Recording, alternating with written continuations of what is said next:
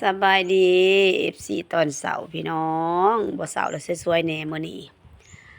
สาวหมอลำกับสามีเพิ่นก็มาทาสีเฮือนพี่น้องก็อยากขอถามสร้างเนาะสร้างที่เพิ่นเคยมีประสบการณ์เรื่องการลงสีใหม่เนาะ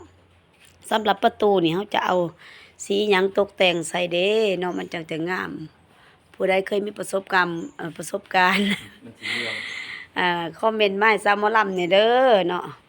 นี่สามีเพิ่นกำลังลงสีพี่น้องกำลังลงสีแต่ว่าอันนี้มือใหม่สร้างในมือใหม่อืมกำลังเฮ็ดพี่น้องเนาะผู้ใดที่เคยอ่าเป็นสร้างที่ทางสร้างแต้มสร้างสีหั่นแหละพี่น้องว่าสำหรับที่หูปอันมังกรหูปอันนี้นี่เฮาสิเอาอันสีหยังใส่มันจังสิติดทนนาน เหลืองเป็นเงา จังสีเหลือมสีเงาเนาะอันนี้ยังบ่ทันแล้วดอกพี่น้องนี่สามีเพิ่นกำลังได้ขางนึงพี่น้องเอ้ยนี่ผู้ใดฮู้อันนั้นสิ่งดีๆก็คอมเมนต์มาให้สาวหมอลำหน่อยเด้อว่าสิเอาสีหยังเนาะลงใส่มันจังสีเหลือมสีงามมันจังสิเนี่ย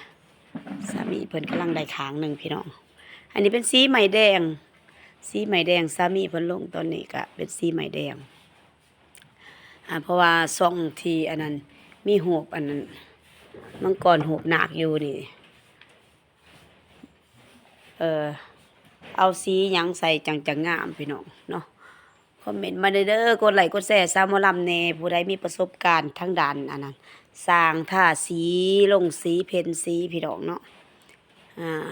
กำลังได้ข้างหนึงพี่น้องทางเข้าประตู โอเคพี่น้องกดไลค์กดแชร์สาวหมอลำแหน่เด้อผู้ใดมีสิ่งดีๆก็บอกสาวหมอลำแหน่ว่าอันหูปเฮาจะใส่สีได้จะงาม